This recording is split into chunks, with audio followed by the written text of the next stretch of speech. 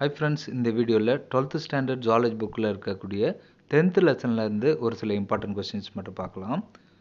மனித இன்சுலினில் அமைந்துள்ள 51 அமினோ அமிலங்கள் எத்தனை பாலிபெப்டைட் சங்கிலியால் ஆனது அப்படின்னு பார்த்தோம்னா 2 பாலிபெப்டைட் சங்கிலியால் ஆனது. அவை என்னென்ன அப்படின்னு பார்த்தோம்னா ஏ மற்றும் பி பாலிபெப்டைட் சங்கிலிகள்.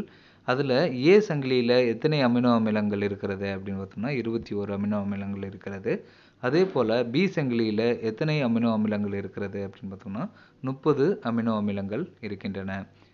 மனித இன்சுலினில் அமைந்துள்ள பாலிபெப்டைட் சங்கிலிகள் எந்த பிணைப்பின் மூலம் இணைக்கப்பட்டுள்ளது அப்படின்னு பார்த்தோம்னா டைசல்ஃபைடு பிணைப்பின் மூலமாக இணைக்கப்பட்டுள்ளது. இரத்தத்தில் சர்க்கரையின் அளவை கட்டுப்படுத்துவது எது அப்படின்னு பார்த்தோம்னா இன்சுலின். நண்பர்களே, நம்ம ஒவ்வொரு பாடத்தில் இருந்தும் line by line important questions எடுத்து அப்லோட் பண்ணிட்டு வரோம். இது யாருக்கெல்லாம் யூஸ் ஆகும் அப்படின்னு பார்த்தீங்கன்னா யூஜிடிஎஃப் ஜுவாலஜி, பிஜிடிஎஃப்